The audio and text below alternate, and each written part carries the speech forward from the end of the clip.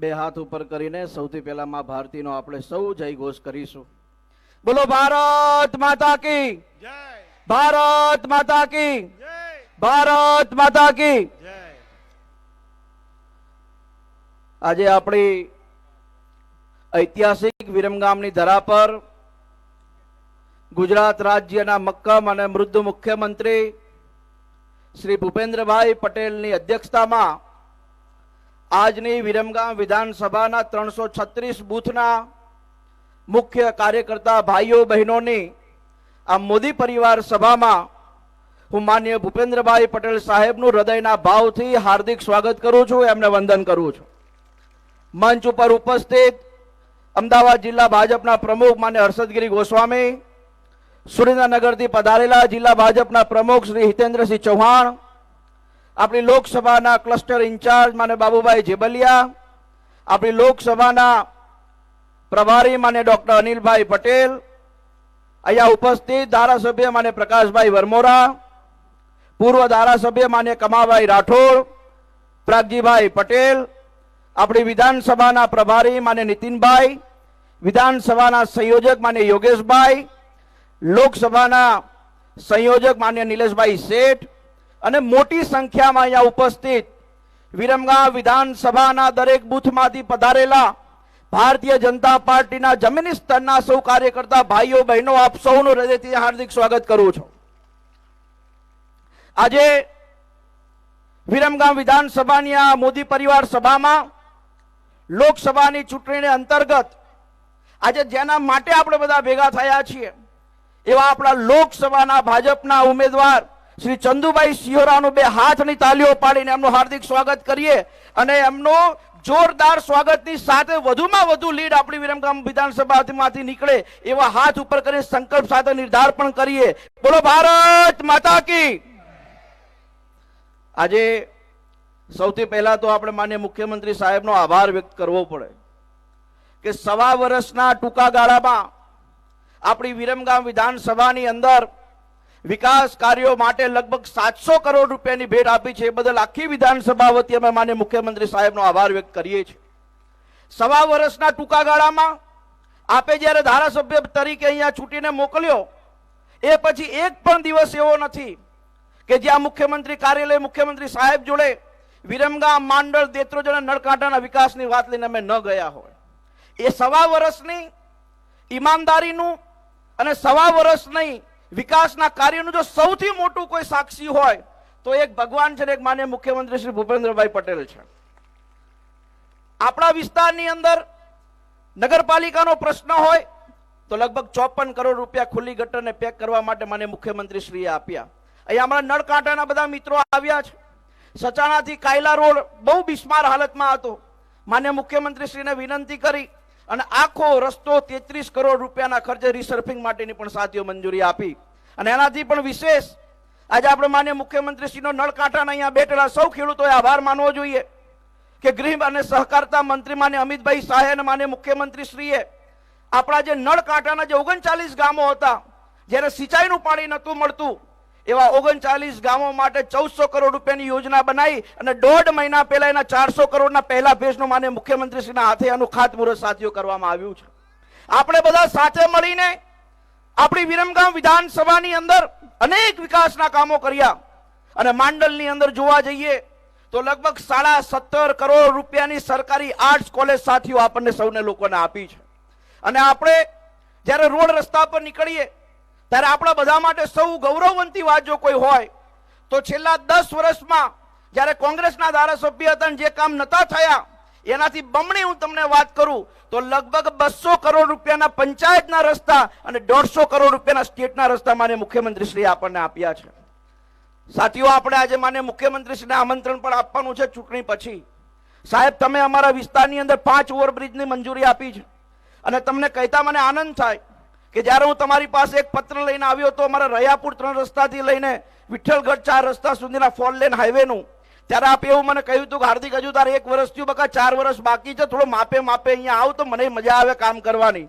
પણ મને આનંદ એ વાતનો છે કે ત્રીજા દિવસે માન્ય મુખ્યમંત્રી શ્રીએ રયાપુર 3 રસ્તાથી લઈને વિઠ્ઠલગઢ 4 જે વિઠ્ઠલગઢ ગામ છે ત્યાં સુધીના ફોલ્ડન રસ્તાની 99 કરોડ રૂપિયાની માન્ય મુખ્યમંત્રી શ્રી આપણને મંજૂરી આપી છે. અને આજે સાહેબ આપને અમે આમંત્રણ આપીએ છીએ કે ચૂંટણી પછી તમારે 2 ઓવરબ્રિજનું ખાતમુહૂર્ત કરવાવું પડશે અને આ 99 કરોડના રસ્તાનું પણ ખાતમુહૂર્ત માન્ય મુખ્યમંત્રી શ્રી આપે અમારી વચ્ચે અહીંયા આવવું પડશે. સાથીઓ, મને ખૂબ આનંદ છે. મને માન્ય મુખ્યમંત્રીજી પર એટલો ભરોસો પણ છે ને એટલો આશ્વાસન પણ હતું કે જ્યારે હું એમની જોડે પહેલી વાર કોઈ કામ લઈને વિરમગામની વાતો લઈને જતો તો મને આજ સુધી ક્યારેય એમને નિરાશ નથી કર્યો, ચાહે 1 કરોડનું કામ હોય ચાહે 100 કરોડનું કામ હોય. આપણે બધાએ હવે લાગવાનું છે. જે માન્ય પ્રધાનમંત્રી નરેન્દ્રભાઈ મોદીએ વિકાસની ગાથા છેવાડાના માનવી સુધી પહોંચાડી હોય, આયુષ્યમાન ભારત થકી 5 લાખ માન્ય નરેન્દ્રભાઈ આપતા હોય, 5 લાખ રાજ્ય સરકાર આપતી હોય અને 10-10 લાખ રૂપિયા સુધીની મફતમાં સારવાર ગુજરાતના એક ગામડા સુધી પહોંચતી હોય. આયુષ્યમાન ભારત તો ખરું જ, પણ જ્યારે પ્રધાનમંત્રી આવાસની વાત આવતી હોય તો ગામડાના છેવાડાના માણસને જ્યારે મકાન મળતું હોય, આ બધો પ્રેમ અને ઉત્સાહ સાથે આપણે સુરેન્દ્રનગરની લોકસભા માન્ય ચંદુભાઈ સિહોરા લડે છે, માન્ય નરેન્દ્રભાઈના નેતૃત્વમાં લડે છે, ત્યારે આપણા સૌ લોકોની એક કલ્પના હોવી જોઈએ, આપણા સૌ લોકોનું એ સંકલ્પ હોવો જોઈએ કે સુરેન્દ્રનગરની લોકસભા તો 5 લાખથી મતોથી જીતવી છે, પણ આપણી વિરમગામ વિધાનસભામાં 1 લાખથી ઓછા મતોની લીડ ન નીકળે, પૂરા 1 લાખ મતોની અહીંયાથી લીડ નીકળે. અને આપણા સૌની શક્તિથી આજે આટલું જે જોરથી, આટલો જે જોશથી હું જે બોલું છું એ તમારા બધાની શક્તિના કારણે બોલું છું. અમે જાણીએ છીએ કે અહીંયા 10 વર્ષ જ્યારે કોંગ્રેસ હતી ત્યારે પણ અહીંયાનો ભારતીય જનતા પાર્ટીનો એક કાર્યકર્તા ગામડાની અંદર ભારતીય જનતા પાર્ટીની શક્તિને મજબૂત કરવાનું કામ કરતો હતો. જ્યારે નરેન્દ્રભાઈના નેતૃત્વની અંદર, જ્યારે અમિતભાઈ શાહના નેતૃત્વની અંદર, જ્યારે ભૂપેન્દ્રભાઈ પટેલના નેતૃત્વની અંદર ભારતીય જનતા પાર્ટીમાં સામેલ થયા, એ પછી અહીંયા 1.25 વર્ષ 1.5 વર્ષ સુધી જે સતત કામ કર્યું છે અને ત્યારે તમે બધાએ પોતાકુપણું મને જે આપ્યું છે એ બદલ પણ તમારા બધાનો ખૂબ ખૂબ આભાર પણ વ્યક્ત કરું છું. આપણે સાથે મળીને આજથી સંકલ્પ કરવાનો છે. આપણે શક્તિ કેન્દ્ર ઉપર કામ કરીશું, બૂથ ઉપર કામ કરીશું, પણ મારી આપ સૌને વિનંતી છે, આ સભાનું નામ મોદી પરિવાર સભા છે. આપણે મોદી સાહેબના પરિવારના લોકો છીએ. આપણે ગામડાની અંદર, આપણે શહેરની અંદર પાર્ટી મજબૂત થાય, આપણા પાર્ટીનો ઉમેદવાર જીતે અને ગામડાના લોકોને આપણે ભારતીય જનતા પાર્ટીના કાર્યકર્તા બનીને મદદરૂપ થઈએ એવા ભાવ સાથે સાથીઓ આપણે કામ કરવાનું છે.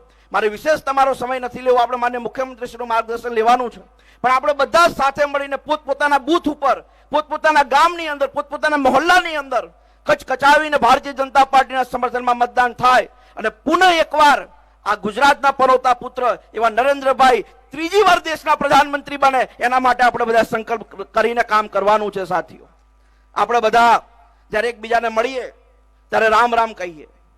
જે પ્રભુ શ્રી રામનું મંદિર હજારો વર્ષ પછી અયોધ્યામાં બન્યું હોય ને એની પ્રાણ પ્રતિષ્ઠા આપણા ગુજરાતના પનોતા પુત્રના દેશના પ્રધાનમંત્રી કરતા હોય તો આપણા બધા માટે છાતી ગદગદ ફૂલે. જ્યારે કોઈ એવું કહેતું હતું કાશ્મીરમાં 370 ન હટે, ત્યારે આપણા જ ગુજરાતના પનોતા પુત્ર માન્ય અમિતભાઈ શાહના નેતૃત્વની અંદર 370ની કલમ હટાવવામાં આવી.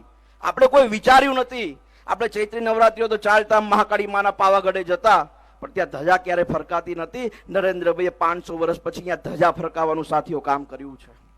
અને એનાથી તો વિશેષ વિકાસના કામની જે વણઝાર આવી છે, હજુ 1 વર્ષ 1.25 વર્ષ થયું છે, 700 કરોડ રૂપિયા મળ્યા છે, 700 કરોડ રૂપિયા મંજૂર થયા છે. એમાંથી લગભગ હજુ 150 કરોડના જ કામ શરૂ થયા છે. ચૂંટણી પછી તો પૂરેપૂરા 600 કરોડના કામ ચાલુ થઈ જશે.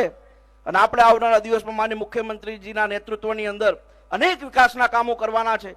જે તમારા મનની અંદર કલ્પના છે કે મારા તાલુકામાં આ બનવું જોઈએ, મારા વિસ્તારમાં આ બનવું જોઈએ, એ બધી જ કલ્પના મારા મનની અંદર છે. કેમ કે આ વિરમગામમાં હું જન્મ્યો છું, આ વિરમગામમાં હું રમ્યો છું, આ વિરમગામમાં હું ભણ્યો છું, અહીંયા જ રાખ થવાના છીએ. ત્યારે તમારા બધાની સમસ્યાઓ અમે જાણીએ છીએ, તમારા બધાની તકલીફ અમે જાણીએ છીએ, અને માન્ય મુખ્યમંત્રીજીના નેતૃત્વમાં આ તમામ સમસ્યાઓના તકલીફોનું નિરાકરણ ભવિષ્યમાં આવે એના માટે ચોક્કસ આપણે સાથીઓ પ્રયાસ કરવાના છીએ.